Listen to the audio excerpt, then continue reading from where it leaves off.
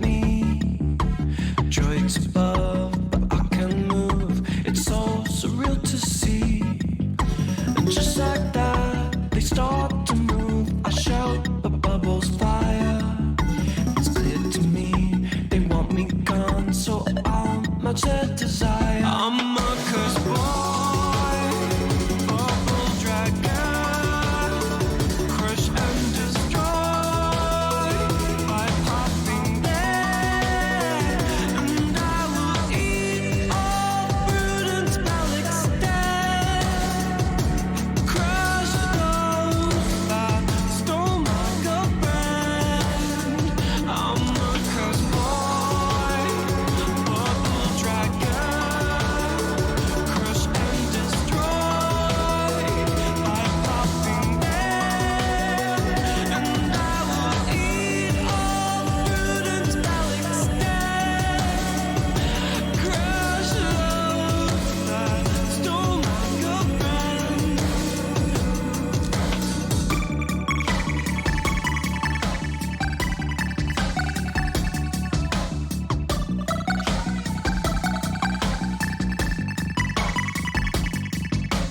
Powers teleport my heart and bring me close to you. I just know you left your pink necklace to help me battle through. Silver and golden doors are what keep me sane. A reminder my love's never died. OMG, a candy cane. I'm a cursed boy, bubble dragon, crush and destroy by popping there, and I will eat all fruit and spell extend, crush those that stole my girlfriend.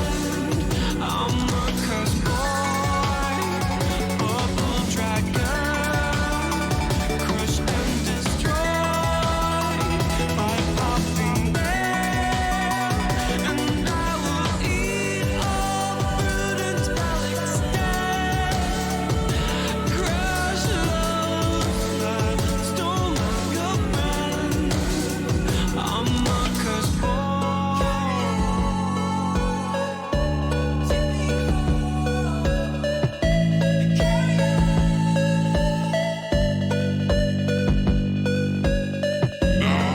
It is the beginning of a fantastic story.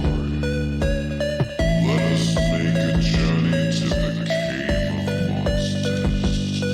Good luck.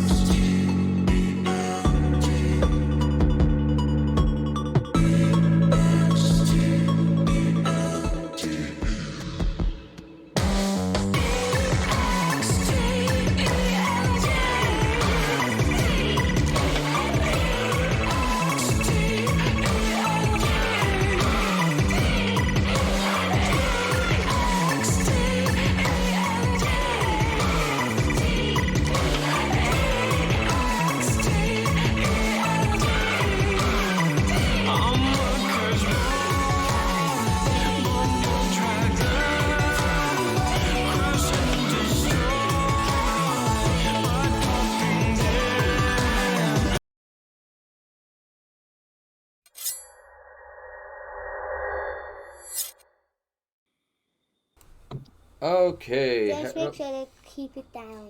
Go And away. no fireballing the tavern. Yeah, just go. Shoot, child. We have to fix it every time. Costs lots of money. Yes, I know. Shush. Go to bed. Hi there, everyone. Welcome to Tabletop Tuesday. You just heard my daughter basically telling you, don't fireball my tavern. Okay? Just make sure you don't do that.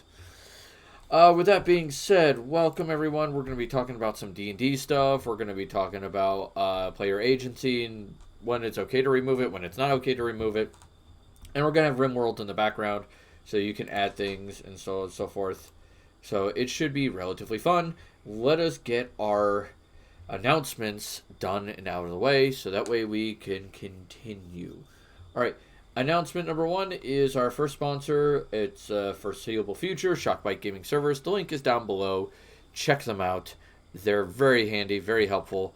I think you'll enjoy it greatly, so keep that in mind. The second announcement is from our other sponsor, W Energy Drinks. If you use the coupon code RubyMadHatter, you get 10% off all your purchases. So it's awesome. It's cool. It's fun. So I'd highly recommend that. Good God, there's so many things running on my computer. I need to turn them off. It's affecting my computer speed just a little. Alright, I think that's good there. I don't see anything else. Signal, close that. I can close this too. That might help with the speed. I know I'm lagging a little bit, I've noticed. That's always entertainingly fun with this computer. I can turn off these. Those are good. Sorry about this. There's a lot of things running and it's gotta go off. Alright, so we'll take away those. That should help. That should help a lot. Okay, there we go. Hopefully that fixes the lag issue. I apologize if you were dealing with a lag issue. And of course now my camera's all messed up. Go figure. Go figure. Reset position. Thank you. Okay. So with that being said, those are the first two things. We also have the commands list, so please check that out. Commands. There you go. All right. So that is all. So we're going to be talking about D&D, and I'm going to be doing so with 2 partners in crime today, which reminds me I should get him on here as well. Let's see, group. I think group hobbies. Oh yeah, all 3 of us are now here. Unfortunately, though, if I do that, I'm on here twice. Ah, good point. So I'm not sure how that's gonna work. I may just turn off my my 3D Avi just for that. Yeah, I'll do that for Tabletop Tuesdays. I'll just turn it off, call it a day. Off you go. All right. So what am I playing today? Well, we're gonna be playing as soon as that comes up. Rimworld, yay! Gotta find a place to put us. There you go. I think I found a place up in the top right corner. Sounds fair. All right. Drew's got his nice little ramen dude eating. Yippee. And Candid Gamera's got his icon. So his My all-important, all-powerful kaiju. Kaiju, yes. The one that's also a defender of children, if memory serves. Yes, Gamera is the friend of all children. Friend of all children. I remember watching a death battle with Gamera versus Godzilla. It's like Pepsi versus Coke. It's just personal preference. I know. I think it was just a fight thing. Like who? Oh yeah, I understand. So Nice. yeah, that was kind of kooky. And while Ruby enjoys some Rimworld, the rest of us are slaving away in Minecraft. Yes, you're doing the necessary work to make the house nice. By the way, speaking of which, Gamera knows he has the basement. The basement is all his. So he has his little underground laboratory. Yes. I'll be moving that kitchen, by the way, up to the first floor. Okay. That'll Yeah, happen I figured. Ramen, Hi. you get the second floor. That's all yours. Oh, nice. So decorate it how you like. I'm taking the third floor. All right. Anne is supposed to get the first floor whenever she actually gets her computer set up for once. So that'll be good. fun. I'm But I just got all the floors set up. If you want to put down walls, by all means have at it. Or at least segment off things so I know they're rooms and I can build you walls like a proper house later. So there is that. Cool beans. about to say that I'm looking for bat wings from Reliquary. I come across a bat, yoink it, and I have 4 bat wings, which makes absolutely no sense. But you know what? It is what it is. It's a biblically accurate bat. It's a biblically accurate, like a biblically accurate spork monster. Yes. Be not afraid. Be not afraid. It's like The what? the noise the biblically accurate spork monster makes. Meryl is a sweet girl, but there's a whole there's lot of Squidgy. crazy in that little package. In all the time you've known me, have I ever given you the impression that I was turned off by crazy? And Oh my god, Okay, the point words taken. cut over Gamera's face. That's okay. Oh man. Welcome, Squidgy. Hey man. Hopefully your classes have been going well. I know you've been in school. So there is that, and also his son's got a prom coming up, Oh, neat. like a nice little dance. So it'll be nice to see what he does with that. Squidgy, did you get him a nice suit? Because I feel like Alex deserves a really good suit. I was gonna say, if you're looking for a suit, I would highly recommend. Alex has a suit. Okay, I was gonna say, if there's any suit I'd recommend or suit place in this town, I'd recommend it's Daniel's. I hear nothing but good things. Yeah. They did my wedding suit, and my God, it fit perfectly when I was getting married. Not so much anymore because I put on some weight. Yeah, that's adorable, Stick Boy. Hey, I'm up to 200 pounds now. I am happy I'm actually at a healthy weight. Yeah. All right, do you know how hard that was? I mean, that's fair. That it's good that you're at a healthy, normal weight. But yeah. I know everybody's like, "Screw you! You have to gain weight. We have to all lose it." Oh, I can't remember the last time I was 200 pounds. Ouch. I take that back. It would have been college. Yeah. Well, you remember when you first met me, how many pounds I was at the time? Like 160? No, I was like 135. I was gonna say, It was low. That's when you first met me. I was like 135, that's what that 140. is. Okay. When Anne first met me, I was 125 pounds. Yikes. But also, like, my apartment was trying to poison me to death, and I was slowly, degrading. It was gnarly. Yeah. Alright, what's going on here? Why? Oh, designate the power. Yeah, turn on your power. Good gods. Alright, so they're frozen. They won't spoil. Huzzah. What's our religion? Oh, the Universal Path. Yeah, we're the Rebel Alliance. Okay. Yeah, that was what people selected, and the name of this area was, I think, like Cool World or something. Cool World. Like that terrible movie. Yeah, no, Cool Town. Oh, that's Cool better. Town, and it was the Freezer dudes was our faction, and we're on an island in the middle of fucking nowhere. Oh, there's an outpost in the ocean. Huh. On the upside, when I start expanding, I'll have plenty of areas to expand to that the enemies won't be able to get to me with. Yeah. Unfortunately, it does mean that trade will be very unlikely in this place. Fair. Uh-oh, hello. You're No. deteriorating. I need to get you.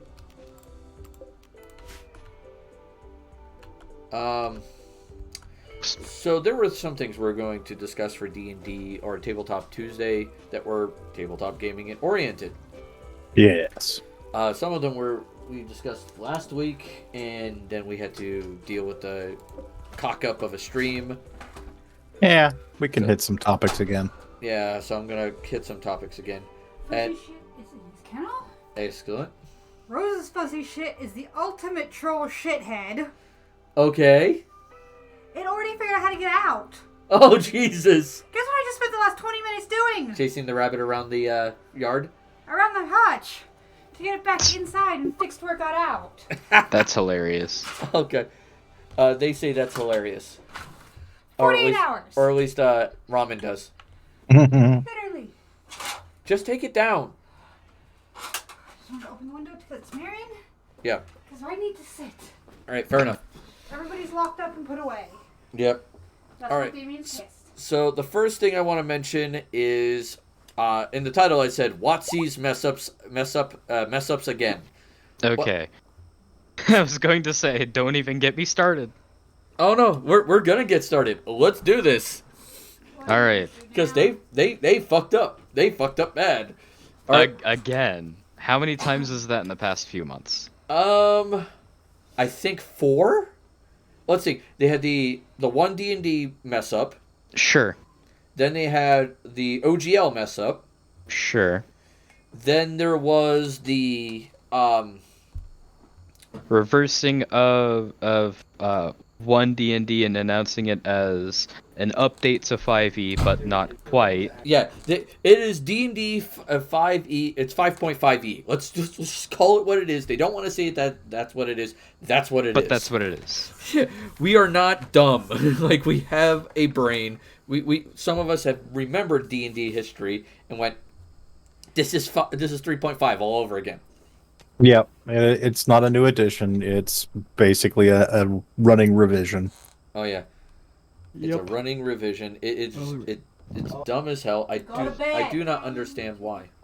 No, Daddy. Rose, go to bed. Can you please put a blanket in front of the door so I can't hear it? Right now it's staying open because I don't trust you because I just caught you with your Chromebook. All right, bed, child. Damn. All of Then the last couple of mess ups. One is we need less white men in gaming. Yeah, that's not the great way to say that we need more diverse voices in gaming. Yeah, that's just phrasing.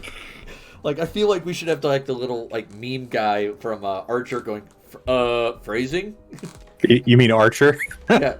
He is the mean guy. He is the title character. Oh, he's the king. Okay, my bad. He's like, phrasing.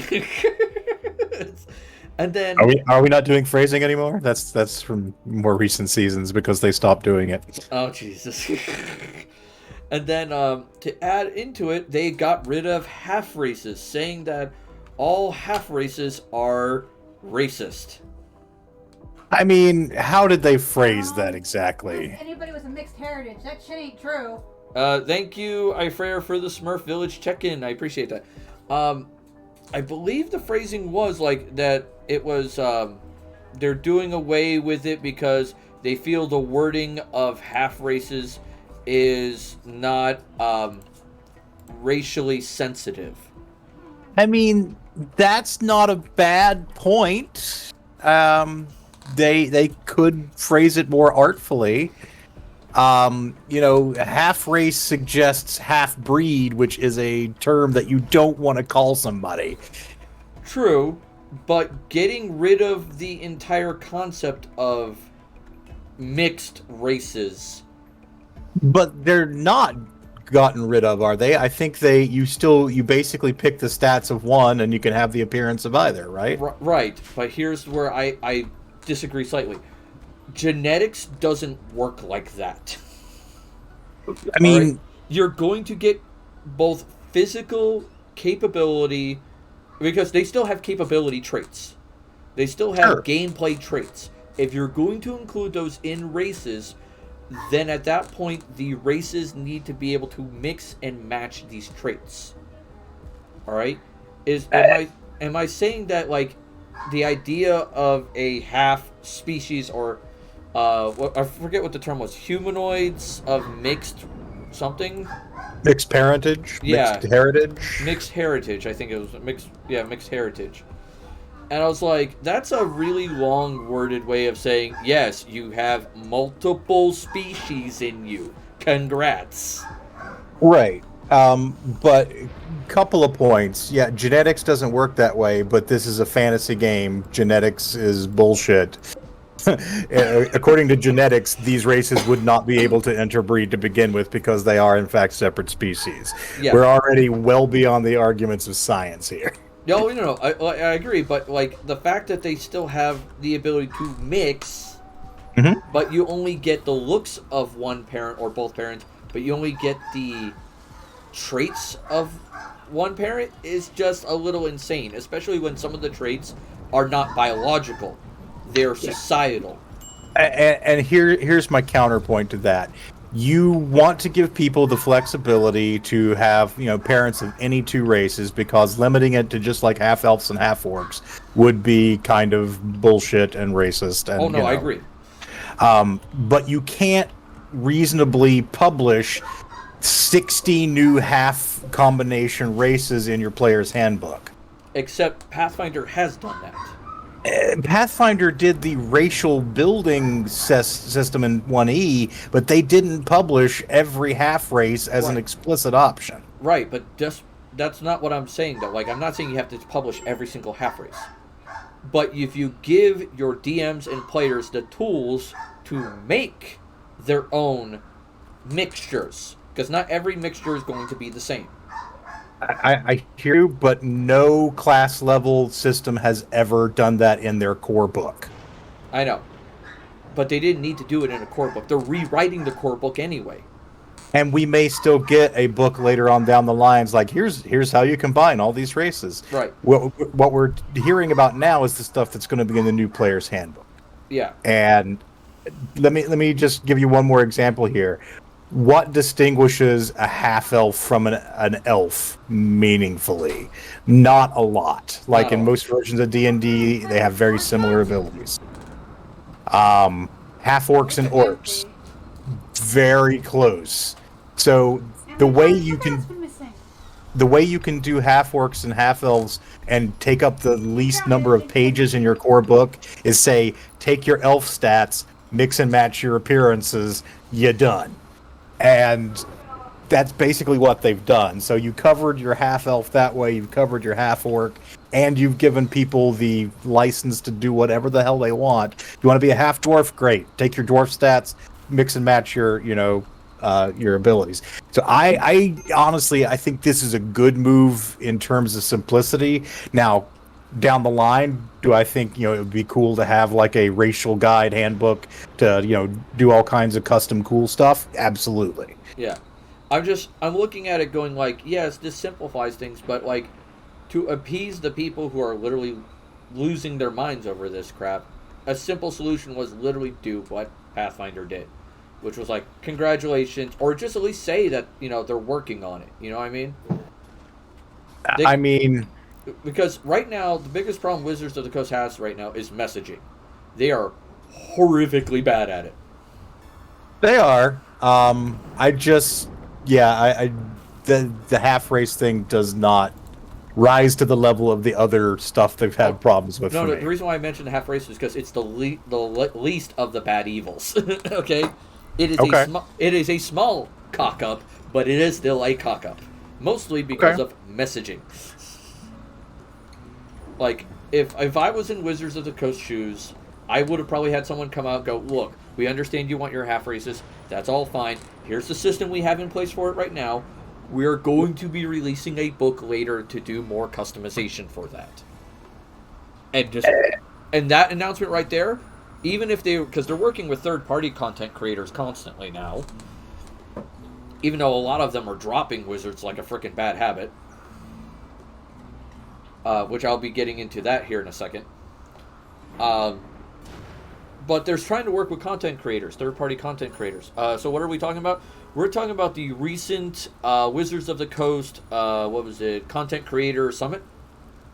Yeah. Yeah. I think that's what it was referred to as. And we're talking about how Wizards of the Coast kind of really screwed the pooch on so many things. Yeah. Because, oh boy, that was bad. But I feel like just having that messaging where you're going, yes, we're working with third-party content creators to address your concerns on this issue. Boom. Problem solved. It makes the third-party content creators look good. It makes your company look good. Everybody's happy. Mostly. Oh, mostly. You can't Yeah, make I everybody was gonna happy. say, you're never gonna make everybody happy, but like if you said, yeah, we're gonna have a book that addresses these concerns, the next thing you're going to hear is 1,500 people going, win, and it never ends. There's Right. no win here. The next thing, though, I wanted to bring up was, I just mentioned it too. My brain just lost it. I'm assuming it's about D&D. Yes, Freyer, it is about D&D. I apologize. Wizard of the Coast are the guys who own D&D. Third-party content creators. That's right. So they've lost quite a few. Critical Role has announced they are making their own system. So everything that has not been made with D&D yet is going to be in their new system. So they're transitioning, whatever their world is called, I think Tal'Dorei. Yeah. They're transitioning Tal'Dorei away from D&D. And that is a major, major hit against WOTC. That is going to hurt their bottom line hard. For one. The second thing is they got Matt Calvo. He's doing his own thing now. He's not going to be working with Wizards of the Coast anymore. There's the guy from... God, I know his name. It's going to drive me up a wall. I just had it in my brain. I hate it when I think of something, and then my brain goes, yeah, guess what? You're going to forget it. Mm-hmm. It's like, have a nice day. It's like, oh, you suck. What is it? Don't care about that. Where are Is he bigger than a bread box? He is bigger than Redbox. Is he a YouTuber? He is a YouTuber. I'm looking for him right now because I saw a video of his recently where he talked about this. And it's gonna drive me up a wall because I know what his face looks like, and that's the problem. Like, I know his face, I do not remember his name, and it's going to drive me up a wall. Because it's like, ugh! Okay. It's...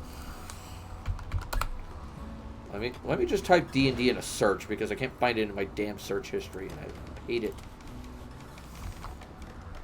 I mean, are you thinking of XP to level 3? There was him. I remember him, but he was not the one I was talking about. XP to level 3 is slowly transitioning away from him.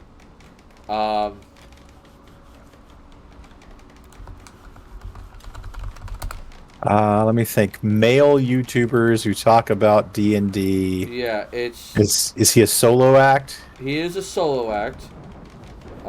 There it is. I see his name. Let's see if I can find his friggin', or his face. Now I gotta see his name. DM Layer. Oh, okay. I don't know that one. Yeah, DM Layer, he's a big one. He has like several 100,000 subscribers. His content is usually, when you look up D&D, it's in the top 10 consistently. Okay. Cool. He has just said, I am abandoning D&D 5e. I'm going to Pathfinder 2nd Edition. Okay. Some of the reasons were because WOTC screwed things up. And then another one was he actually got to try Pathfinder 2nd Edition, and he loves it. Awesome. So I'm like, awesome. One of these days, I want to try playing or running Pathfinder 2nd Edition. Yeah, I keep thinking about it. When I finish my current sci-fi superhero mashup game, I might try doing a Pathfinder 2e adventure path. I would like to do it, but right now with the current player groups I have, my Sunday game, it's not going to happen. They are very much Pathfinder 1e people, and that's it. I'm like, okay. My Saturday games, it's more likely than Sunday, but not by much, because there is some overlap in players.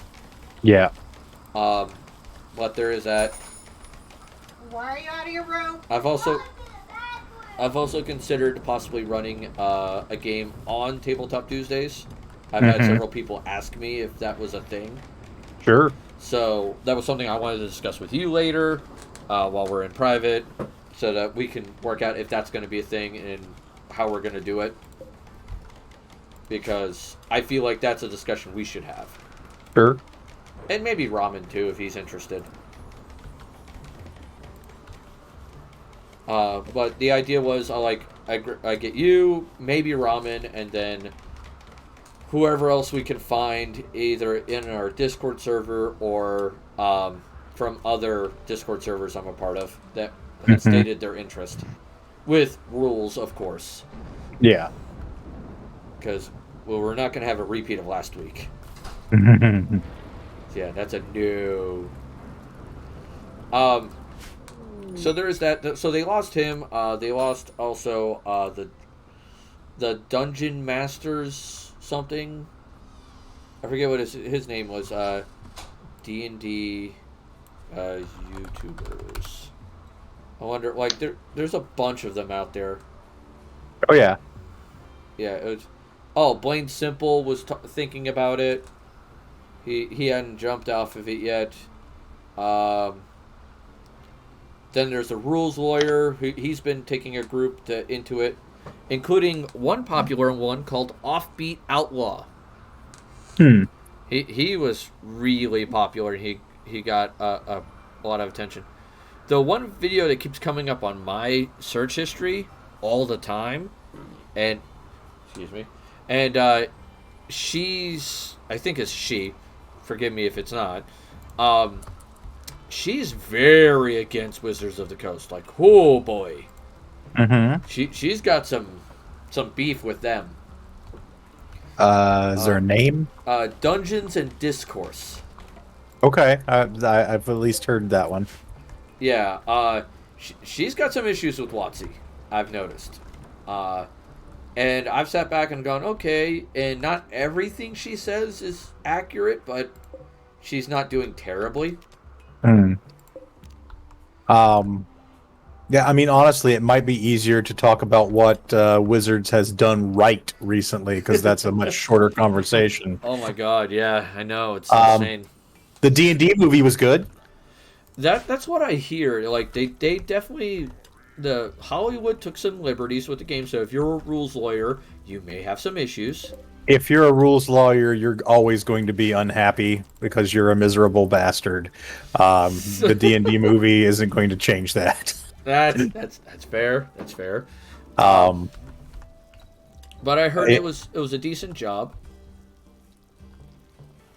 There's also a couple of issues with the D&D movie. If you are a purist for the realms or the Forgotten Realms lore, like they tweak some things. But I was like, I am one of the biggest Forgotten Realms fans in the world. I loved it. It's an alternate history. There's multiverses now. That's fair.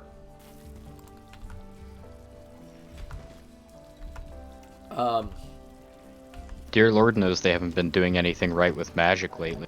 Oh man! Oh my God, no. Yeah, the let's reprint all the the powerful crap from Alpha, and let's just only reprint the face of the card, and charge $1,000 a pack. Why not? Yeah, that sounds like a great idea. I mean, I was more thinking about the can't design a functioning tournament software. But yeah, that works too. Oh yeah, there's that. They're like, hey, let's fuck that up too. It's like, God dang, guys, can you not mess things up, please? So the second floor is okay. Yeah, second floor is yours. Second floor is mine. The turtle enclosure goes up that far, but that's cool. I like that. Oh yeah. Oh no, the tank I have in the corner, yeah, that's everybody's. Yeah, Freyr's like 1,000. That sounds ridiculous. $1,000, fax that shit. Yeah. Yeah, I mean, selling for a lot more online, and Yeah. I think a lot of LGSs just decide to sell them online. yeah, and a lot of LGSs couldn't even get their hands on them. And basically, yeah, you want to release special cards to celebrate the history of the game, great. You want to reprint some of the most powerful cards of all time, fantastic. You have to decide, are we going to make them tournament legal, which is probably a bad idea, or are we going to make them cheap? And they decided, no, we're going to make them not tournament legal, and we're going to make them expensive for no good reason. Thank you. Thank you Yeah, for go that ahead. check-in, Renegader Ryan? Renegade Ryan. Yep. So what's this game about? This is Rimworld. You basically are on a planet, alien planet. You're trying to survive. You have little colonists. For, let me see, how many channel points is it? 100 channel points, which is my critical role. They're called critical roles here. You can add yourself as a colonist. So there is that. Thank you, Werewolf, from the Smurf check-in. All right, sorry, Cameron. Please continue.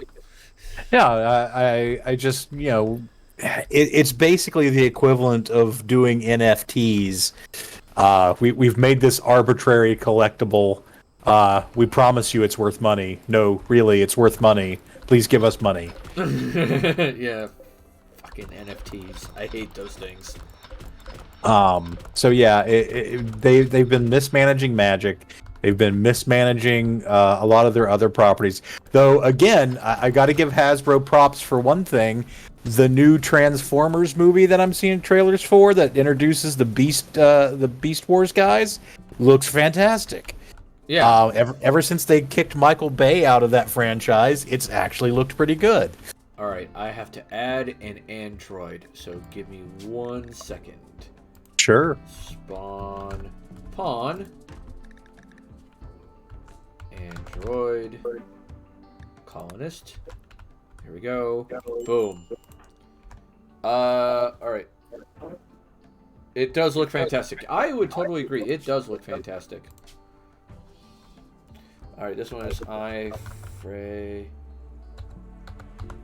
So yeah, Hasbro hasn't been screwing up everything, but I think they've just looked at D&D and said, hey, this is really popular. We should be making more money for it. And then they didn't have any idea how to make more money for it, so they're just kind of flailing uselessly. Yeah. I agree. It's just...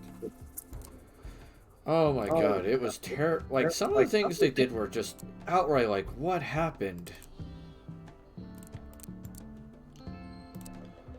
Alright, so we got fishing.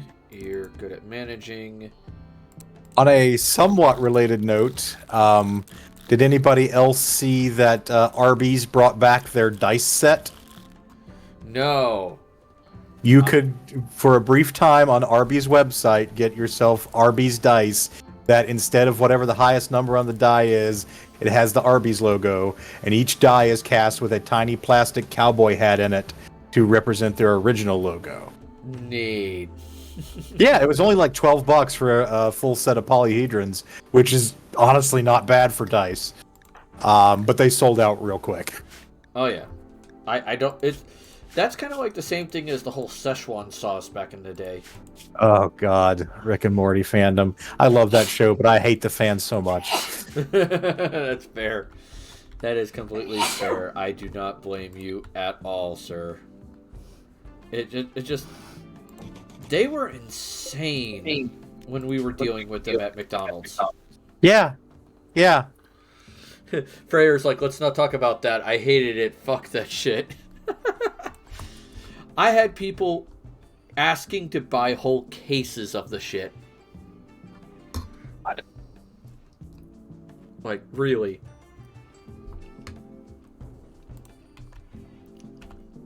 Just. I will say this. If Hasbro's been doing anything right, it's been movies. And shows. Yeah. Movies, shows, that media, they're doing great in. Anything that involves games, they've been bombing at recently. The only credit I will give them for games at all is they recognized, I think, the market for G.I. Joe, Power Rangers, and Transformers RPGs, and we're getting those. I haven't played any of them, but I know people who have, and they like them. So it's like, yeah, okay, these properties deserved licensed RPGs, and good on you for recognizing, that was a thing you could make some money on. Yeah, I'm definitely glad for that. But that's mostly their small ball moves. Like, everything they try to do big in the gaming space is just like, how can we screw this up? Oh, you want this? Awesome. We're gonna give you the opposite because, whatever. It's like, why? It's like, why is this a thing? Maybe just stick to movies and shows. Yeah, I know. Oh my god. Surprisingly, though, speaking of movies and shows, there are mixed reviews on the 3rd season of The Mandalorian. I have heard this. This is news to me. I just heard about this today, and I'm like, I thought that show was one of the good ones. Like, what happened? I've heard a couple of different things. One is that the show is actually drifting its focus away from the Mandalorian original focus character to focus on some other stuff and some other characters. To the original showrunner for the Star Wars universe on television was, I think, Jon Favreau, who had a lot of passion for it, and it's slowly shifting over to Dave Filoni, who's behind the Clone Wars cartoon series, who's also very passionate about it. But as someone has said in criticism of him, basically he's been telling the same long-form story since the Clone Wars, and so the new series of The Mandalorian is essentially the Clone Wars season 17. Oh, jeez. And it's like I haven't really watched it myself to confirm, but that's the kind of things I hear people talking about. I did hear they're supposed to be bringing back Thrawn. Yes, they are bringing back Thrawn. And the voice actor for Thrawn in Rebels is Thrawn in the show, the live-action show. Yes. I'm excited to see this, because if anything, the dude nailed the guy's voice and personality wonderfully. So that is impressive. I cannot wait to see that. I feel like that's going to be good. But at the same time, I've seen the way the guy looks, and I could see him being Thrawn physically. Mm-hmm. Yeah. But it's not the first pick I would have picked for physical appearance. Yeah, fair. But, I mean, I still think he could do the job. I will say I saw an amusing meme talking about this situation, and it was basically you have a picture of a fire extinguisher case, and it's got Thrawn in there, and it's in case of emergency break glass, and then there's a second panel in case of an extreme emergency break glass, and it's Mara Jade. I'm like, okay. I see where you're going with this. Freyer just said, I feel like I'm in a podcast at the moment, LOL. I'm like, yeah, that's kind of the feel we go for on Tuesdays. It's a podcasty vibe. Yeah, it's very much a podcasty vibe. Or a podcasty streamy weemy, yeah. I say to deliberately provoke Drew. The timey-wimey bullshit. Wibbly wobbly, timey wimey. Yeah. Speaking of, very happy to see David Tennant back as the 14th Doctor. Freyr's like, I'm here for it. I think he's only televised for the 60th special, though, I think is the issue. I think he's got 3 specials is what they said they were doing, but maybe not. I'm going to say this now, and I'm going to feel like a really bad nerd for saying this. Sure. I've only seen 2 episodes of Doctor Who. Don't blame That's okay. That's okay. And it's not everybody's cup of tea. Well, no, it's not that, I hate it. It's just, I never got my hands on it. I never sat down to watch it. I've seen clips, and the clips were cool, but the 2 episodes I watched kind of made me a little scared to watch the rest. What were the 2 episodes? The Weeping Angel episodes. Yeah, that'll do it. I was like, F this! I'm never blinking ever again! Oh, fantastic. So, I mean, I guess I'll side... No, Christopher Eccleston never encountered the Weeping Angels. No, it was a Tennant episode. There was a Tennant episode and 2 Smith episodes. Yeah, it was. I think wasn't it a 2-parter for Tennant? Yeah, it was a 2-parter for Tennant. No, Tennant's was a single episode. Was it? Okay. I thought it was a 2-parter. Yeah. I might have been remembering Tennant, and then I watched the Smith one. Okay. Because I was working in an honors dorm at the time. It was around Halloween, so they were showing their scary shows / movies. Ah, gotcha. And that was the clips they pulled from Doctor Who, was like those couple of episodes. So I didn't exactly watch the show in order. I just watched 2 of these spooky episodes, which they My experience with Doctor Who was actually not that dissimilar. When I was in college, I had some friends who were really big into like the classic Doctor Who, and they showed me some episodes, and they were fine. I just wasn't really a PBS watcher as a kid, which is where it mostly aired in the States. Which is weird because I was. Well, and then years later, I had caught like a couple of Eccleston and Tennant episodes here and there, and I was like, yeah, this is pretty good. But I was home for Christmas and looking for something to watch on TV, and Matt Smith's first season had just finished, and the BBC, or like it was, I think they were playing up to the Christmas special, so they basically played his entire first season and then the special or whatever, or it might have been the season finale. But in any case, I essentially sat there and marathoned the first Matt Smith season. I was like, okay, I'm going to go back and watch this Doctor Who show. That's how I got into it. I am fairly certain at this moment, Squidgy is digging through everything he owns to find every episode of Doctor Who he has to force me to watch it later. I mean, fair. I mean, oh my god, it is wild. But yeah, there was. I think there's probably a Doctor Who RPG. I would not be shocked if there was. There are 2, maybe 3, depending on how you count. That sounds so much like a Doctor Who thing, where it's like, yeah, everything is just weird. Just pick number. Basically, you had a classic one in the 80s from, I think, Fazza. They did a lot of ones. And then you had the more recent one from, was it Cubicle 7? I think it's Cubicle 7. And Cubicle 7 released both one on their own system, and then they have also essentially released what people nickname Doctors and Dungeons or whatever. It's a 5e derivative Doctor Who game. So technically it's the same people, it's a different system, but it's the same material that's being covered. So I would count it as a third Doctor Who RPG, but it certainly could be argued that it is in fact just a variant of the second one. Fair enough. I would speaking of Fazza, thank you Grim for the check-in from Crocs Corner Bullet Fam. I appreciate you being here, man. Speaking of Fazza and RPGs they've done, I have recently gotten to witness some of the canon material that Fazza has added to Star Trek.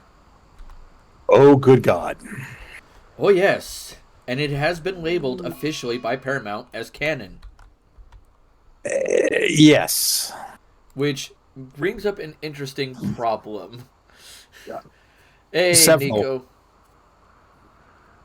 Go ahead, man. No, I was agreeing with you. I just said several. Yeah. The big one being, it completely negates Star Trek Discovery entirely. Yep. Like, Discovery wouldn't exist in the same timeline as the Fazza stuff, so I'm sitting here going... Correct. But Paramount says they're both canon, so... Welcome, traveler. Timelines. Yep. Multiverse. Yep. Thank you, Did you Nico. not see that one episode of Voyager? Yeah. Nico, what? Hey, why was I not following? Where have I been? It's okay, man. You followed now. You're in the tavern. You're grabbing yourself a good mug of ale. You're pulling up a chair, and you're not fireballing my goddamn tavern. All is good.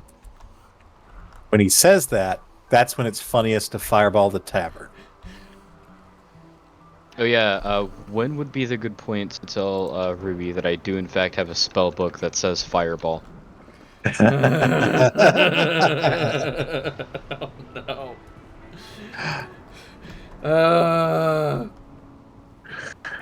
By the way, Ramen, speaking of spell books and things of that nature, If you check Hi. the house, aside from the fish tank, there's also a 2-floor stable that's attached to the house. Oh, fun. So have fun with that.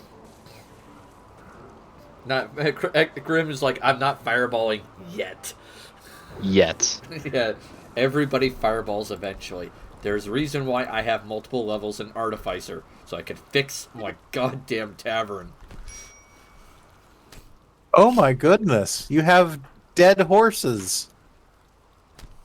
Yep. Oh, people are fighting. They're fighting in front of the prisoners. What the hell, guys?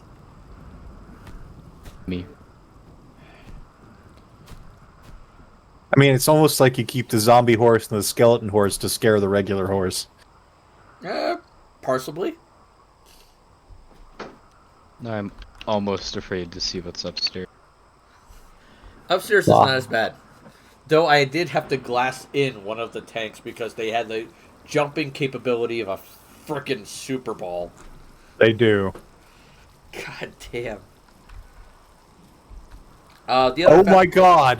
The fox just jumped into the rabbit pen and ate the rabbit. Rose, if damn your it. ass is not in bed, I'm gonna beat it!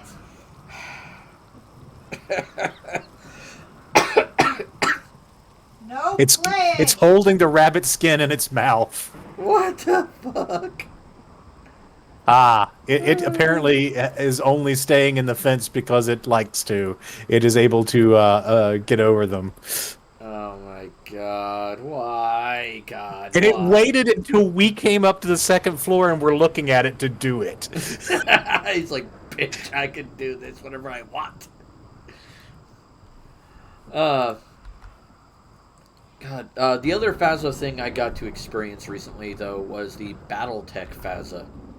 Yes. Yes. And boy, was that a whole lot of what the hell. I mean, it is one of their longer held properties. Yeah, good gods. When I decided to collect the Phasma collection of books, it eats up 5 gigs. Yeah, that doesn't surprise me. It was like 5 gigs of PDFs. It's like, damn, man. And they were decently compressed ones, too. Like, each file wasn't that big. Yeah. It's like, oh, man. Wisen's got a hell of a tree farm going here. Go him. He's also, his team name is officially the Temple of the Goat. Yes. Yes. I tried to clean out some of the godly goats, just to thin out the herd, so to speak, and he objected, so I put some of them back. I put them in pens so he could keep them, and he's like, why do you mock my gods? And he destroyed the pen. I'm like, all right, fair enough. Apparently his gods must roam free. Yes. Just a heads up, he's doing blood sacrifices to them. Yeah, I mean, usually you sacrifice the goat to something else, but I guess turnabout's fair play. I guess. But yeah, Phasma, as a company, I mean, I don't have a problem with their products, but their history with the Star Trek RPG in particular is just weird because of the conditions under which they operated. Like, they had the license to certain specific things and no further in the Star Trek timeline.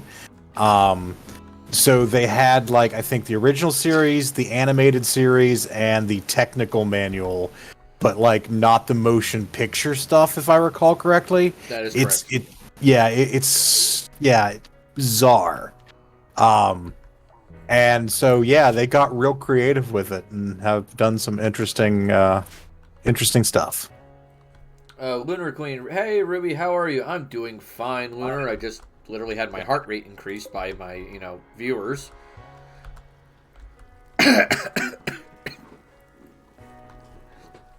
So there is that.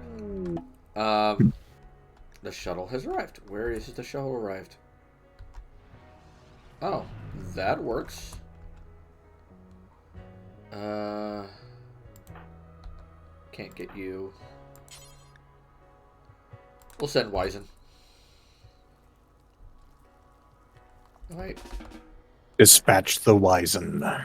No, I need Wizen. He's my plant person. I'll send McLeod. That person I need. Don't need as much. Alright, bye. Bye-bye. Peace! Another thing, though, I honestly would like to see, at least as like an action game, at the very least, possibly an RPG. Speaking of the whole piece, the thing I just did, Independence Day. Oh. Interesting. I feel like that could be a fun game. Yeah, I mean, you'd have to expand it beyond the very linear story of the first movie, but you could definitely do an alien invasion type RPG with that material. I was going to say, haven't they already made an XCOM RPG? Yes, they have. They have made an XCOM RPG, and I do want to try it one day, because that looks fun as hell. Though I would have to tone down the difficulty. No. I'm sorry, I just don't want my players dying every so often, like that often. All we'd have to do is nuke Australia first thing, and then we're fine. Why nuke Australia? Because Australia's always the one that sells you out to the aliens in the original XCOM. Oh, I guess that's true.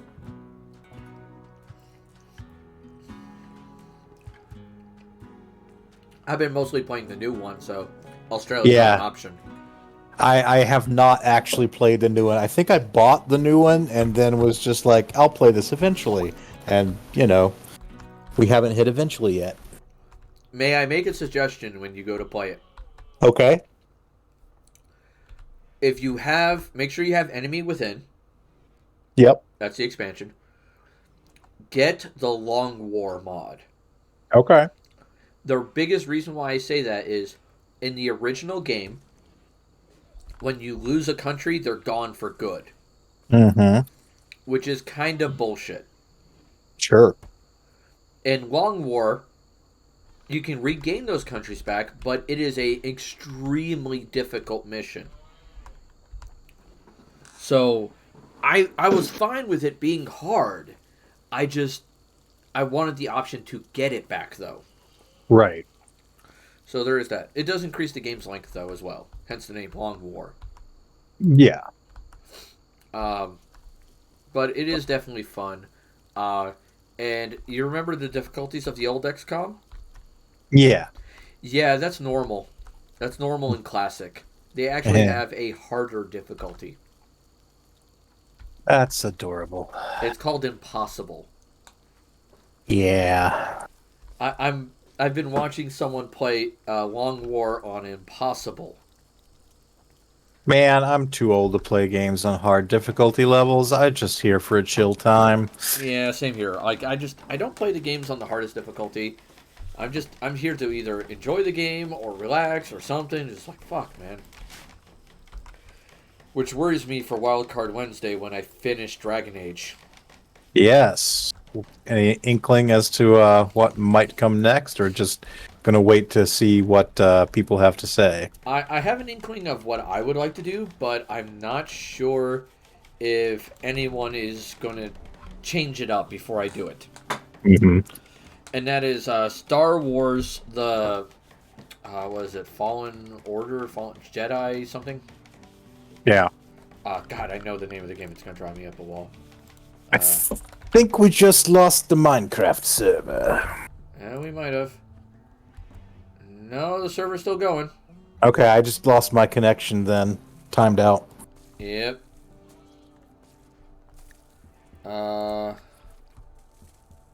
That's Star Wars. Do I have it? I thought I had it. It may not be on Steam. I might have it on freaking... Oh, EA. They wanted... Damn you, EA! Jedi Fallen Order. Right. I think that's the name of the game. Yep, Jedi Fallen Order. That was the one I plan on playing next. I think I have it through EA, which means I might have to deal with them that way. Mm-hmm. That's okay. It's not the end of the world. But that's the next one I have in mind because people have been highly suggesting it. So, and they told me that like when I've watched it, people have said, "Oh yeah, you know, it looks very Dark Soulsy to me," and then they're like, "Yeah, but if you play it on like the bottom 2 difficulties, it's not that bad."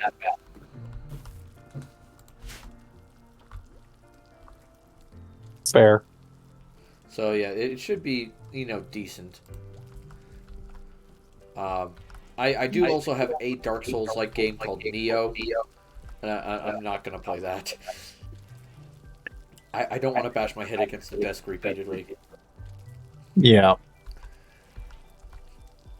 I'm not down with that idea.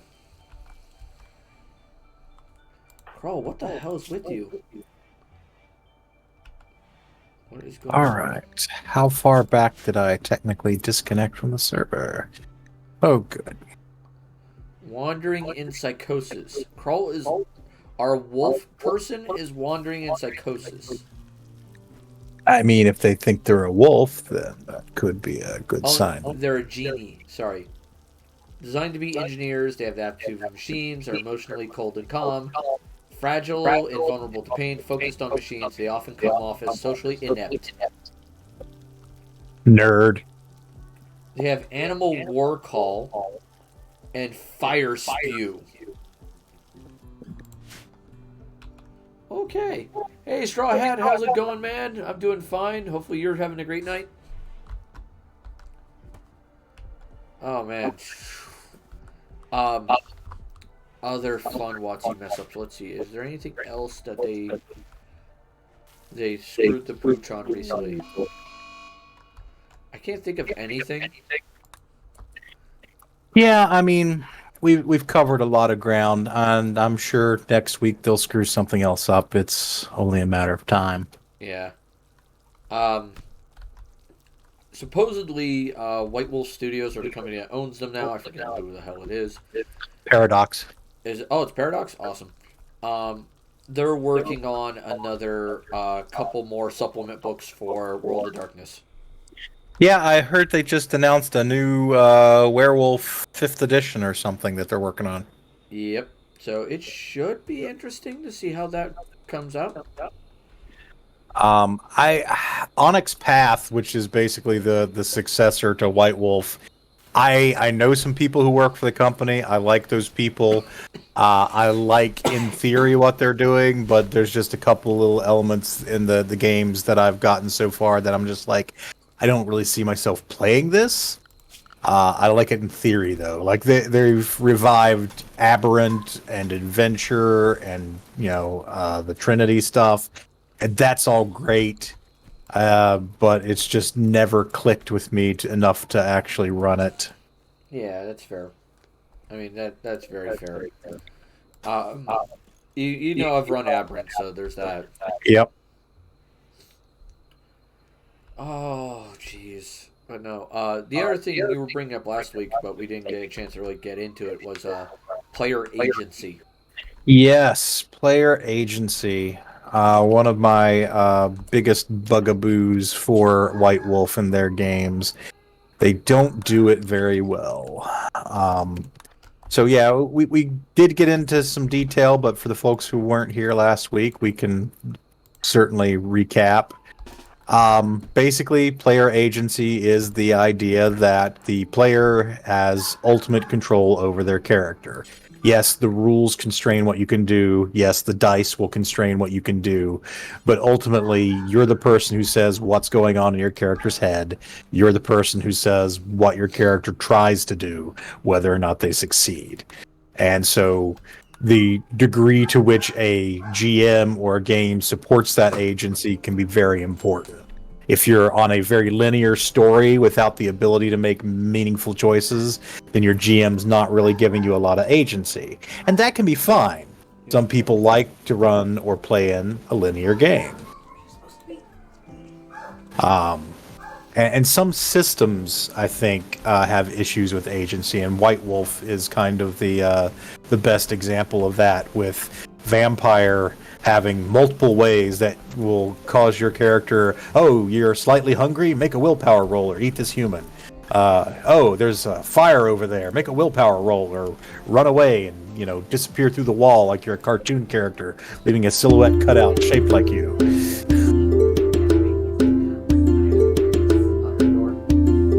Hey, AP, how's it going? AP is here.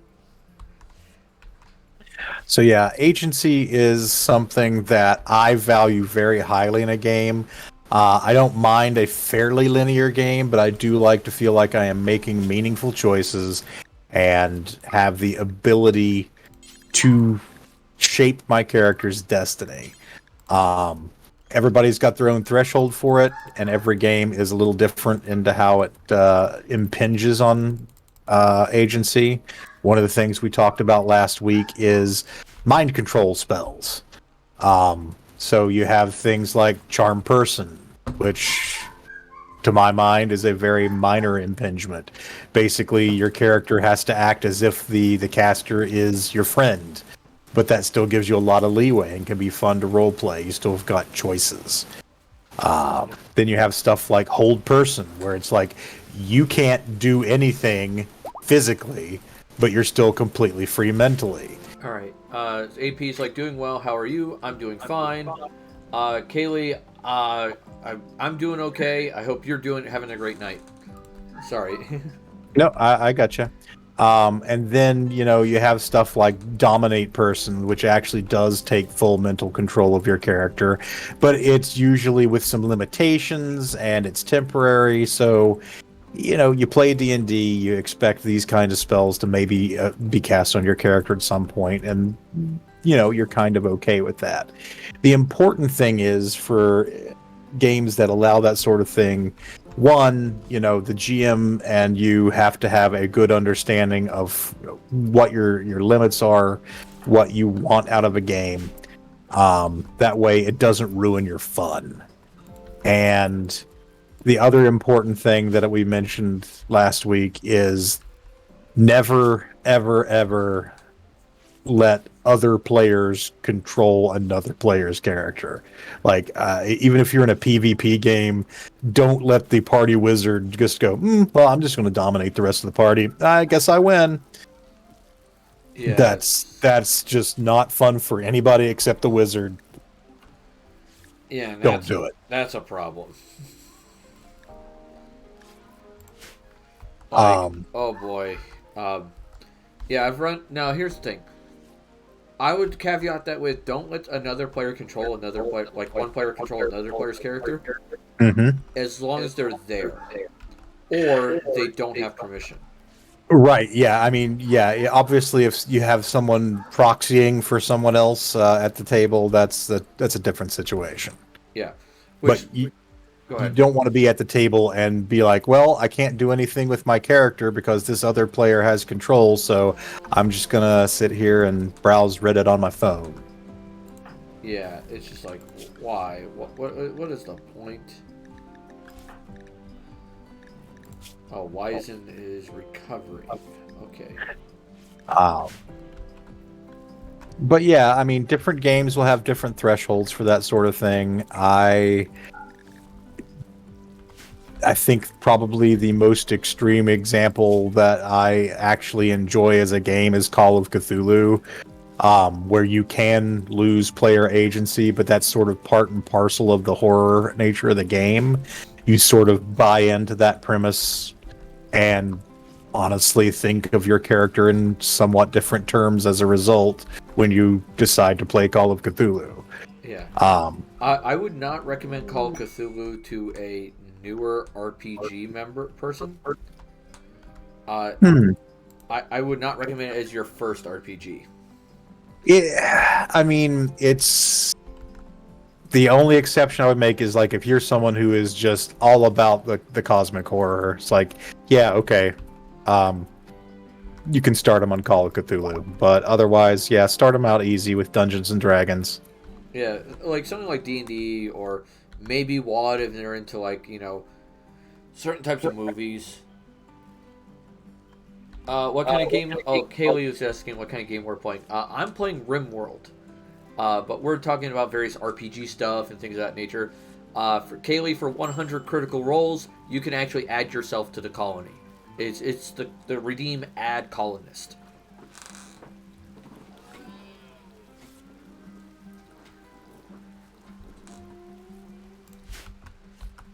Jeez, what else? And Kaylee, you're not going to bother us. Don't worry. Yeah. We're here to talk to not just each other, but also you. The chat is involved in our conversation. Yeah, if you have, you know, especially tabletop related stuff, but general nerd topics, we can probably address most anything. Yeah. Uh-oh. We got a feralist hunting somebody. Uh-oh. It's a baby f***ing spider. Yummy. Oh, that's adorable. It's a fucking tiny ass spider. Alright, you go here. You have sling, so you go there. Alright, I guess we'll do firing line. Just to... There you guys go. Get to it. Oh, goddamn it, someone fireballed the tavern. Okay. Kaylee, many of the games that we're talking about are like D&D. I don't think Rimworld is particularly D&D, though I guess you could sort of squint and see RPG aspects to it. Yeah. Oh,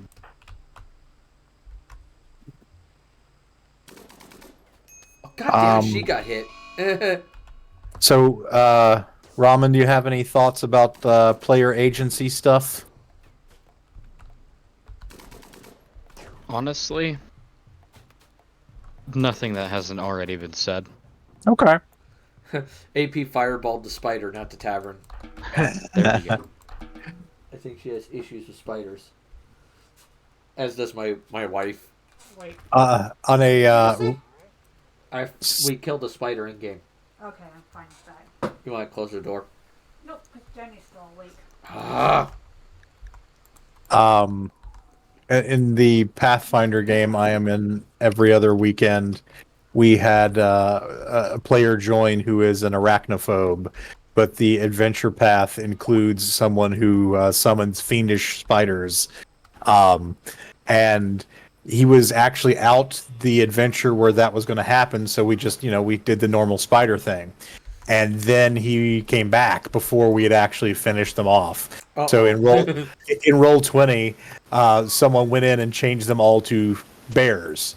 They're fiendish, medium-sized bears that are poisonous and shoot webs. I think I know what my plans are for it. Yeah. Indeed. We had a arachnophobe in our game.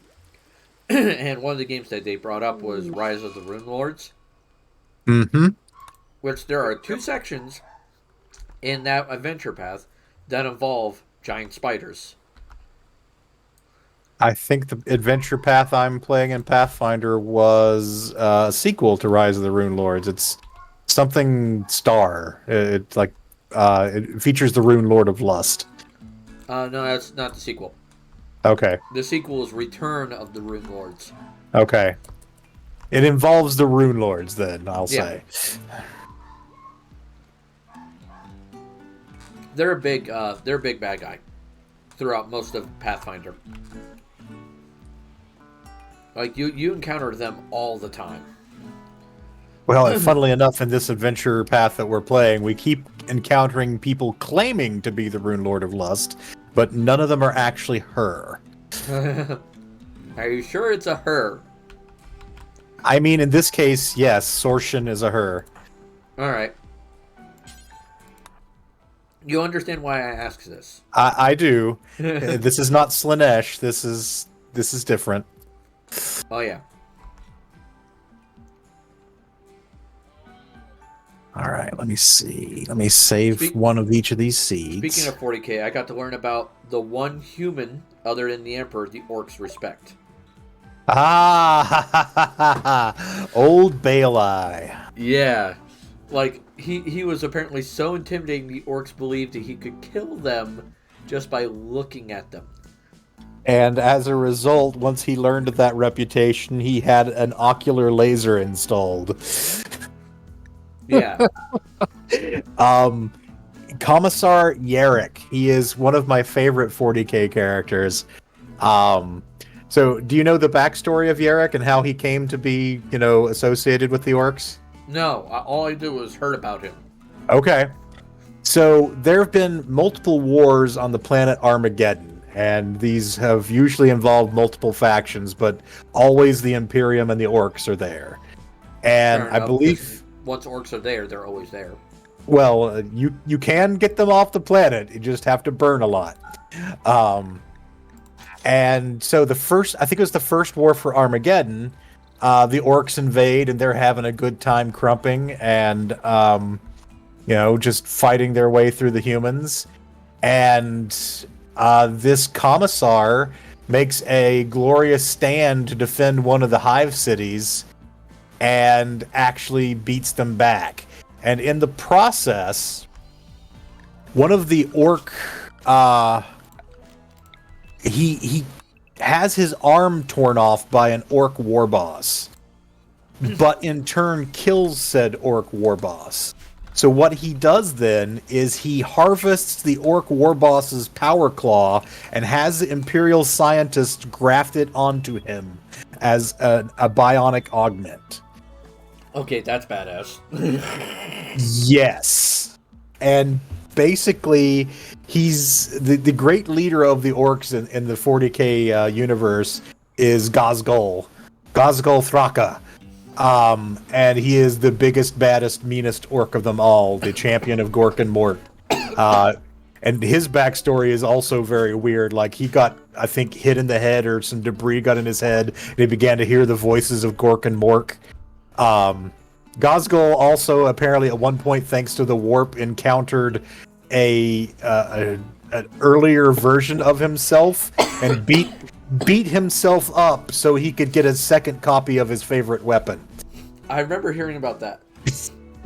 But Gazgul fought against Yarrick and was so impressed that at one point when he beat Yarrick, he let him go so that they could fight again. I remember hearing about this line. It was like, good enemies are hard to find. Yes. And basically, yeah, the orcs began to believe, oh, he can kill you just by looking at you. And, he had the laser eye installed. And, yeah, and he lived far longer than any human had a right to. And a lot of that is believed to be because of the orcs' latent psychic abilities. And then on top of that, Grozgul keeps him alive because he's a challenge to Grozgul, and the more Yarrick's reputation gets hyped up, the bigger Grozgul gets. Well, the problem is that according to very recent updates in the lore, Yarrick has died. Yeah. And the running joke is that he was killed by Angron, and so Gazgul's going to come and kick Angron's ass. That needs to happen. That would be great. Oh my god.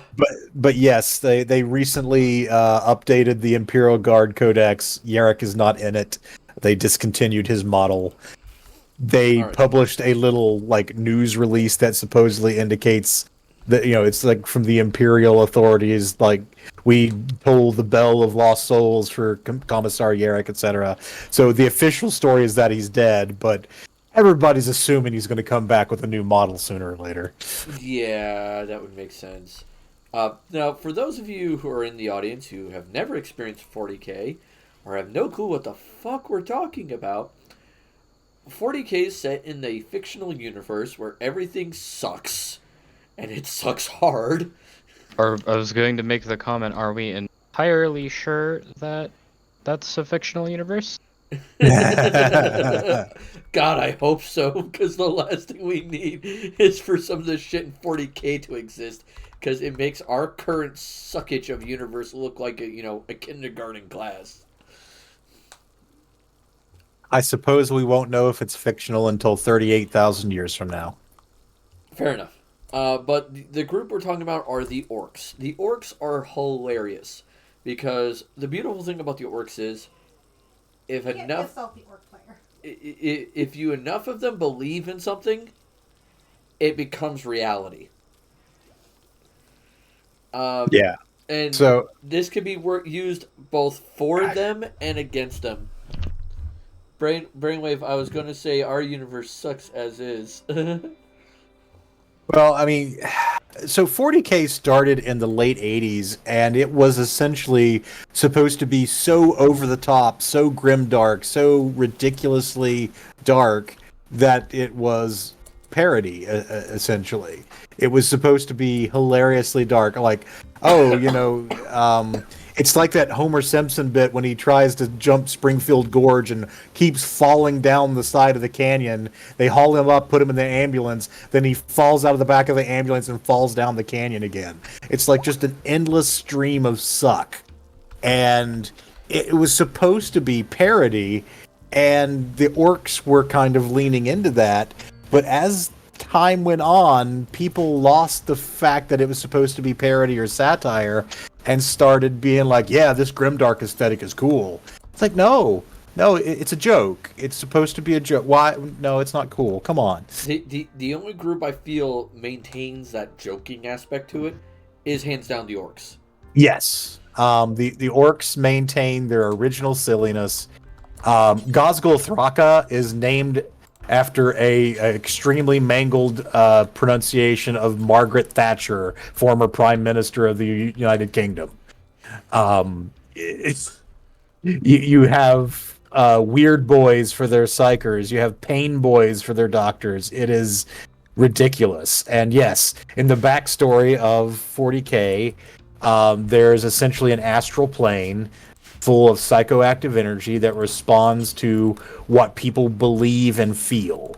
And the orcs are all connected to it on a pretty fundamental level. So if enough of them believe something, they can use the power of that astral plane, or the warp as it's called, or the Empyrean, to make a reality. All right. So Kaylee says, I'm still here just listening. That's fine. We're okay with that, Freyer. All right, I'm going to head out. You guys have an amazing stream. Thank you for showing up and talking. We appreciate that. We hope you had a wonderful time. Absolutely. So yeah, you have, people who are serious psychers who can use the warp to like call down force lightning. And then you have people like the orcs who use the warp essentially to make helicopters fly that shouldn't fly. or have like a tube of like metal and it just shoots bullets. One joking thing I heard someone say was you could put an orc into a Walmart and he would immediately run to the toy section, grab like 3 or 4 Nerf guns, put them together, and suddenly it's shooting real bullets. Yeah, I mean, honestly, it could get that bad. I also love their associations with different colors. The orcs believe that, purple is stealthy, blue is lucky, and red goes faster. So this is totally why my PC is currently decked out in red LED lights. Nice. Makes it go faster. And yeah, my pet theory about that is that my favorite faction, the Blood Angels, have access to some special engines that make their tanks go faster, and they're red.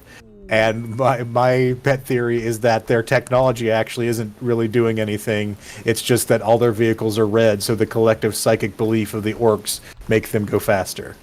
Yeah, same thing with White Scars. They have red and white onto them. Mm-hmm.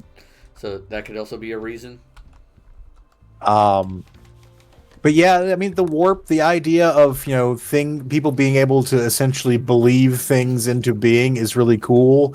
The Emperor, tried to keep knowledge of the warp away from people, and he really discouraged, the worship of any gods because he knew that the warp could actually create said gods. And then, of course, the ultimate irony is, in his battle against Horus, where he was struck down and put on life support, he no longer could impose his will, and people essentially began thinking of him as a god. Thanks and to so Warcar. Well, not just Lorgar. No, it was actually a separate, independent movement of stuff that occurred. But basically, he is now essentially a warp god. So it's kind of an ultimate defeat for his philosophy. But at the same time, he's become more powerful and being struck down like Obi-Wan Kenobi. Yeah, it's like, what the hell, man? Yeah, it just I'm really fascinated by the warp, the Empyrean. There's all kinds of cool stuff there, but the orcs are absolutely the best, the most fun because they believe silly things, they have silly technology, they organize themselves in silly ways. One of the weapons they have is a teleporter gun that essentially sucks in a nearby grot, the equivalent of a goblin, and flings it at high velocity at the target. Yeah, the yeah, the orcs are just insanely silly. They're also, according to what I've read, the only faction in 40k to get to heaven, or at least their version of it. I mean, that's a good question. I don't know if the humans have a unified concept of the afterlife in the 40k universe. The Eldar can't because basically when an Eldar dies, one of two things happen. Either their soul goes into a soul stone or Slanesh eats them. Because they are tasty and very powerfully psychic. Yeah. Oh, forced weather for pay. Sure, I'll deal with fog for a few days. No, like the story I heard, and this made me chuckle. So apparently, an orc war boss did a war, which is a war. Yeah. For those who don't know, and went into something called the Eye of Terror, which is a big gaping hole in the universe that essentially goes to hell. All right, and he went through there. And they apparently ran into Khorne, which is one of the 4 Chaos Gods who really likes fighting, really likes killing, and, you know, that kind of dude. Yeah. And the orcs were like, this is awesome. And Khorne was like, this will be the greatest thing ever. And the Khorne demons, who also like fighting and killing, are like, this is the best day ever. And they built a fighting arena in the warp. And these orcs and these demons are forever fighting. Yeah. It's like, what the fuck? Orcs like nothing better than a good scrap. Yeah, good scrap. Oh my god. It's just weird. And it's like, come on, man. Oh, pot's arrived. Oh, there it is. But yeah, I'm a big fan of some of the sillier elements that people tend to ignore these days. Yeah, it's just it's silly, it's funny, it's entertaining. Yep. Oh.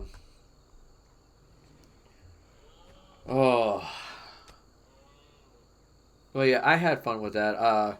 Also got to learn some more lore on the various Primarchs. That was fun. I love how nobody seems to either want to or able to pronounce Rabute Gilliman's, name. I mean, you pronounced it essentially correctly, so... Yeah, not many people do.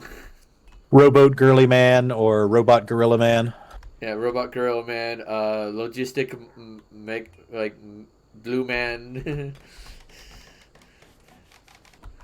It's like, oh my god. I am very pleased, and I don't know if you've heard about this. There's another Primarch loyalist that has returned. Lion L. Johnson has officially been given a miniature for 40k. Huzzah. So that makes 3 Primarchs from the Chaos side and 2 from the Loyalist side that have new shiny miniatures. I'm honestly surprised at the what's his name? The guy from Imperial Fists. Rogel Dorn. Yeah, I'm surprised he's not back yet. Yeah, he went missing, and I think they found his hand or something. So he's probably still out there somewhere.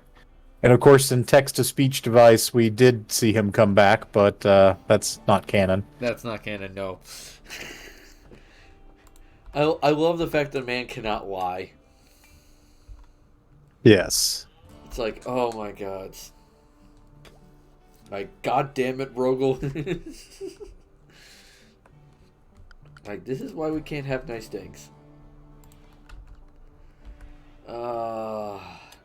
And the thing that worries me, like, with our friend Inquisition, his favorite Primarch is Corvus Corax? Corvus Corax, yeah. That's his favorite Primarch. I mean, sure, okay. It's like, that's a little disturbing. It's like, wait, this is the guy that you're looking up to. This is the guy you think is awesome. Oh okay. Just a little concerned there. I mean, it's fine. I mean, it could be worse. You could be looking up to the Tau. Making a little fun of myself there. Yeah. The greater good. The pretty good. Yeah. I've noticed the mediocre good. I've noticed in the books they've been toning down the mind control stuff. I don't know if you heard about some of the later story stuff, but Farsight's been having an interesting time. Oh no, what happened to him? He nearly fell to chaos. That doesn't surprise me, honestly. If I'm going to be brutally honest, that's not a shock. Okay, which Chaos God almost got him? Corn. Corn? Okay. I could see Corn. Farsight's that's very warlike. That sword that he's been carrying that has the Chaos Taint, it started to have more of an effect on him, so he had to get like a protective talisman that helps him fight it off. He nearly fell to Corn, and actually to defeat some enemies on the same planet where he'd found the Dawnblade, he actually lured them into a ritual site and summoned a bunch of Cornate demons that attacked them.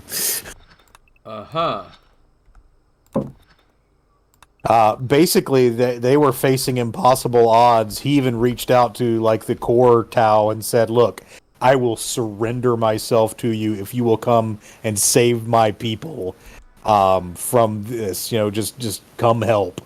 And they're like, "Lol, no." Yeah, like, screw you, buddy.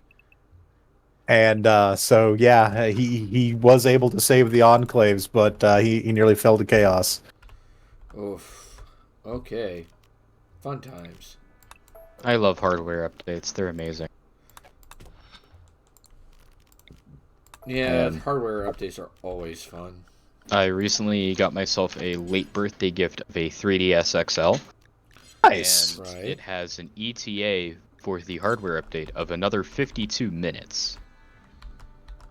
Oof. Okay. That's big oof. Yeah. But it was also multiple versions behind, and I understand why. Yeah. I walked around town with a couple friends today. So. Sweet. Alright, so we got that. All right, my tank of fissile fuel is still working. AP Eventually. goes, chaos. I like chaos. Mohaha. Alright, AP, let's do a little discussion. Let's find out what AP falls into for chaos. Shall we? Sure. We're going to describe each chaos god to the best of our ability. Now, mind you, we're not going to go into a deep dive of them, but we're going to give you a basic idea of them. And then we're going to see which one AP thinks she falls into. Alright? why don't we start with Korn? Korn's a good start. Wouldn't you agree? He's not overly complex. Very, very straightforward, Corn. Sociopath. Yeah. Korn likes to fight. Korn likes to kill. Korn is angry all the time. Murder has Yes. a sociopath. But Korn is also very honorable. Korn will not stab you in the back. He will not trick you. He is very much the guy that goes, you, me, in the ring right now, mano a mano, let's fight. He ends up doing things that come off as honorable, but I don't necessarily know how to describe as honorable so much as he doesn't want to do the thing that would avoid the fight. Like, he's not going to stab you in the back because he wants to fight you. So it's more of like an accidental honor. Yeah. Because lying means less killing, less fighting, Yeah. less carnage. That's fair. So there is that. The next one I remember is Zeech. Did I pronounce it right? I pronounce it Zinch with an N in there. Zinch. Zeech. He is the chaos god of change. He likes everything changing, melding. He always has plans within plans within plans. And he's the type of guy that if you ask him a question, he'll ask you a question in return, which will lead to another question, which will lead to a third question, which will lead to like the heat death of the universe. Yes, he is the chaos god of magic, knowledge, and sorcery. Generally speaking, your sorcerers tend to be more aligned with Zinch than the other three. Yep. He is also into birds. He has a lot of bird motifs, yes. Yeah, I don't get why with the birds, but hey, whatever, man. You do you, boo. So there is that. And he likes the color blue, where Korn is very red. Yes. Not just red. Not just red. Yeah, blood red. Korn's, by the way, favorite phrase for Korn is... And by the way, screw you, hippie, for introducing my daughter to that phrase and the number of phone calls I've gotten from school about it. That was Inquisition, not him. I was referring to Inquisition. He's not here. Oh, damn it, I thought he was. Nope. He's not trying to threaten anybody else but Inquisition. So the phrase is, blood for the blood god, skulls for the skull throne. Imagine that coming out of a 5-year-old's mouth. Yeah, that was great. With that being said, that's Korn. We went over Zeech. The next one is Nurgle, or Papa Nurgle. Yes. Papa Nurgle loves you for just the way you are. Papa Nurgle is the lord of decay, disease, and rot. He is also the lord of stagnation. Yes. He also has a really funny name. Yeah. Yeah, him and Zeech don't get along. Zeech, the positive thing about Zeech is, by the way, that change could be change for the better. Creativity. Yeah, creativity and innovation. Yeah. Nurgle's downside is like he's very disease-ridden, very pustules, maggots, insects, all kinds of horrible fucking smells and things. Like, you're not going to have a good time with him if you have any sense of smell. Yeah. So there is that. But the upside of Nurgle is he is all about keeping things the same. So that stability you want in your life, that's Nurgle.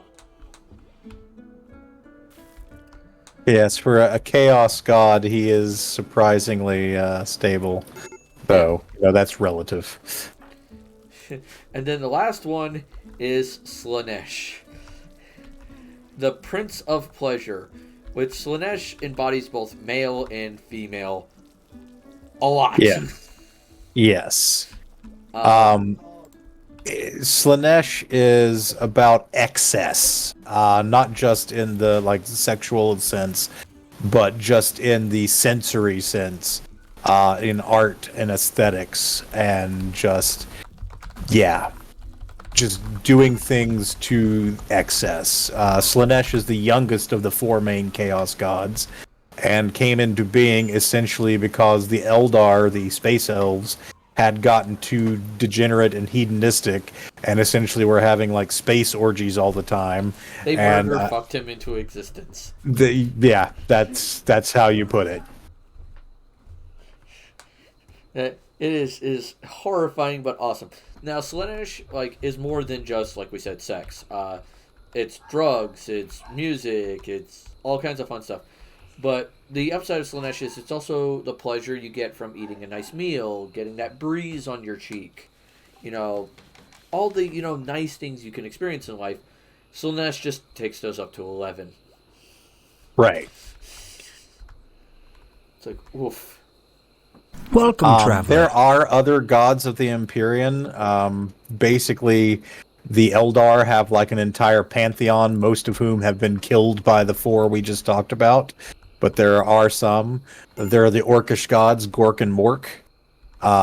Gork, who is clever but brutal, or excuse me, cunning but brutal, and Mork, who is brutal but cunning, or perhaps the other way around. And so, yeah, basically, if enough people believe in something, there's a god in the warp for it. But these 4 represent like primal, elemental, just emotions and states of emotion. And so they transcend, like, there wasn't like a cult of Nurgle that led to Nurgle being created. It's just that the disease and pestilence created by millennia of war gave rise to this conceptual god being. AP says, I feel I'm more of Slaanesh of the main 4. Oh no. Does that surprise you at all? No, it shouldn't, but that's also terrifying. Like, that entire bag of chocolate my mom bought for me, there's only one I will actually eat. Jeez. Yeah, the dark chocolates. I don't like Dove milk chocolate. It's too sweet. I suppose if I had to pick a chaos god that aligns with me, it's going to be Tzeentch. Knowing what I know of me, and I know you're probably going to agree with me on this, Corn. Okay, yeah, you are a very angry boy. Yeah, I'm very angry. I would fit right in with the World Eaters eventually. They are so angry all the time. Yeah, and Lionel Johnson's return, he got to fight Angron face to face. Well, that went well, I bet. He was able to banish Angron, though it took a lot out of him. Not shocked, to be brutally honest. He ran Angron through with his new sword Fealty, and then smashed Angron in the nose with the Emperor's shield that just basically exploded him out of the material plane. Oof.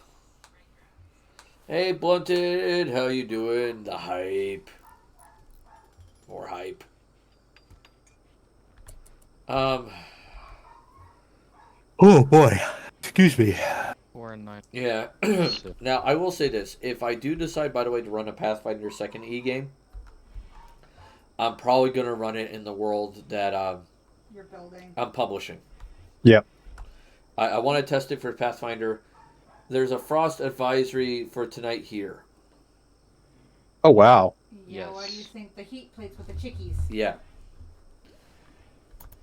Yeah.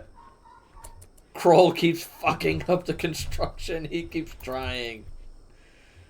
God damn it, Kroll. Get better.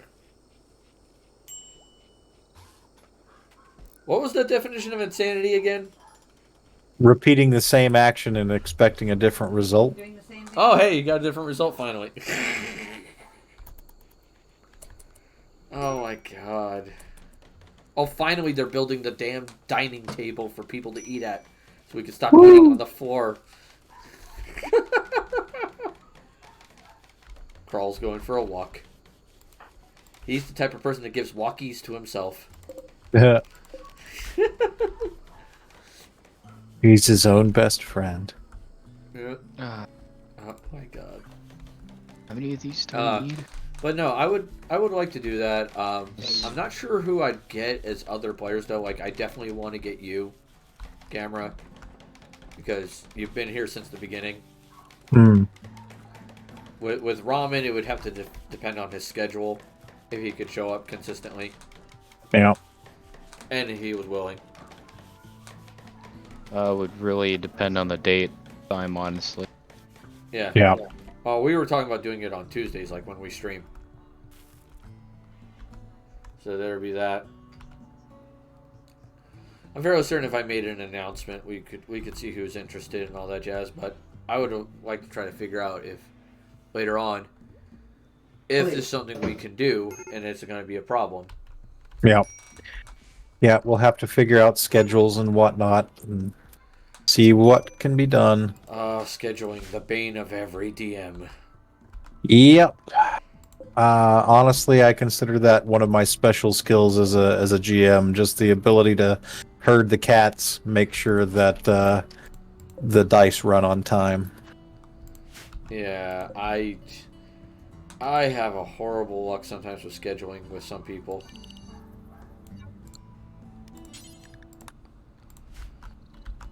Sorry, Ramen, do you have a chaos god that you think that suits your personality most? Not off the top of my head. Okay. Maybe Nurgle then. He kind of likes things as it is. Yeah. Also, Nurgle is a funny name. Yeah. We'll go with that. Sweet, now I don't have to invest the resources into that. If I was going to identify, though, with any Imperium faction, I'd have to say Tech Priest of Mars. Okay. That or Imperial Guard. I'm not sure which. Ramen, what was it that you don't have to invest resources in? Unobtainium sword. Ah. Yeah. I know Gamera there is a Blood Angels fan. I am. I mean, it's not necessarily a faction that I identify with their personality so much as I just really like the color red. But, yeah, I mean, I like the Blood Angels. Yeah, right. Trying to think. The Salamanders are the classic nice guys of the Space Marines. I do like the Salamanders. I've seen some really nice comics for them that were just hands down amazing. Like, I shared one on Discord a while back. I remember that. Yeah. And I know for a Xeno faction, I'm the Tau. I'm very much that. There are no good guys in Warhammer 40k. The closest thing is the fucking bugs. And says the closest thing to good guys in 40k are the Tyranids. No. They're bugs. They're doing what bugs do. There's a hive mind directing them, though. Didn't know that. I didn't remember that. Yeah. I don't know. Tau would be fairly high up there on the good scale, but that's relative. Mindfuckery. Huh? The mindfuckery there. When you look at everything else that happens in 40k, Hunt, that's kind of on the mild scale. What the fuck is going on? I mean, the Imperial Guard exist to make sure humanity survives. They are indoctrinated, they die by the billions, but you generally don't hear about the Guard committing atrocities because that's what the Inquisition is for. So the Spanish Inquisition? No, just the Imperial Inquisition. Close but yeah, the Imperial Inquisition. The Imperial Guard aren't bad guys. They act in service to the Imperium, which are kind of bad. But you know, they're just guys, just soldiers. The Salamanders of the Space Marines are genuinely the nicest, the most concerned about civilian casualties. The Blood Angels are pretty high on that scale. No one expects the Spanish Inquisition. If, in terms of the Primarchs, Vulcan, the Primarch of the Salamanders, and Sanguinius, the Primarch of the Blood Angels, both all around nice dudes. Emperor's a dick. Emperor's a dick. Yeah.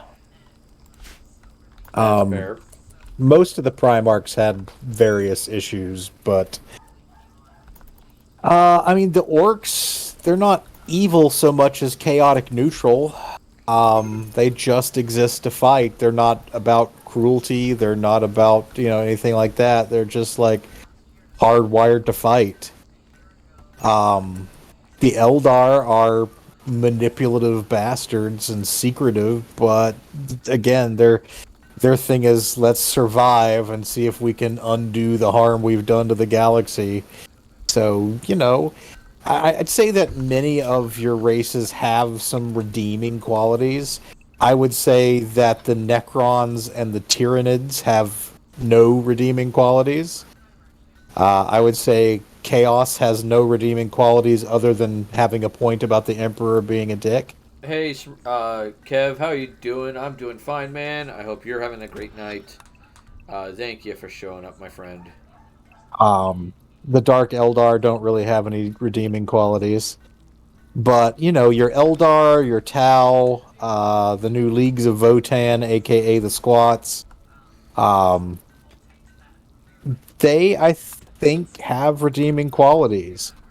Even your really religious, awful Imperial factions do sometimes accidentally do some good. Yeah, accidentally. And, as much as the Grey Knights are, oh, you fought alongside us bravely. Well, we can't let anyone know of our existence, so now we have to slaughter you. As much as that's just a asshole move, there are genuinely threats that they have stopped which would have exterminated humanity. Oh, yeah. So, that's what we kind of mean by it being a grimdark, awful place. It's like there are no unambiguous good guys. You have to do horrible things to survive. It's just nasty. I don't know if you know, by the way, the story for 10th edition, but basically there's a fourth tyrannic war brewing because basically the Tyranids, I believe, have come in from galactic east so far. Yeah. It's like a tendril of Hive Fleet Leviathan or what, and they thought, oh, okay, well we've blunted their advance. We're doing okay. Nope. Turns out it was a pincher maneuver because there's an equally large Hive Fleet wing coming in from Galactic West. Oh Jesus! And I remember there was a couple that came from like the underside. Yeah, but basically it looks like the galaxy is actually surrounded by Tyranids. Oh man, we're surrounded entirely by Tyranids, and they just want to go nom nom nom your face. Yep. So that is the storyline for the launch of 10th edition. The launch box will be Space Marines versus Tyranids, and it will be. Yeah. It's always Space Marines is like the main guys, and then everything else is, hey, let's just add these guys in. Every edition launch box has Space Marines as one of the two factions that I can remember, yeah. Yeah. 5th edition was Space Marines Orcs. I know we've had a Space Marines Death Guard launch box. We've had Space Marines Necrons. But, yeah, lots and lots of Space Marines. They're the poster boys. And they're getting some sexy new models. Improved Terminators. Oh boy. And that's always fun. The game is being streamlined quite a bit according to the previews. It's still going to be complex, but a good deal less so, I think. That makes sense. It really got out of control. Yeah. All right, so in Minecraft, I think I have restored or added many metal and other valuable resource seeds. Our in-game ores are being produced in the phytogenic insulators at a pretty decent clip. We still can't go hog wild with them, but later on we can add more insulators and do more. But yeah, I think I've done some good work here. I think I'm gonna knock off for the night shortly. Oh, and there's Wizen's fireball. God damn it!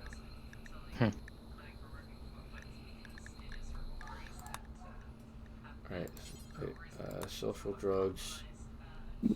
I need psychic.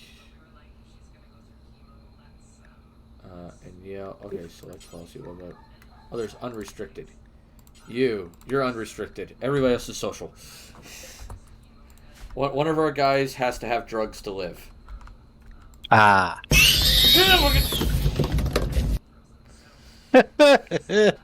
Bastard. I had to get one in. Of course you did.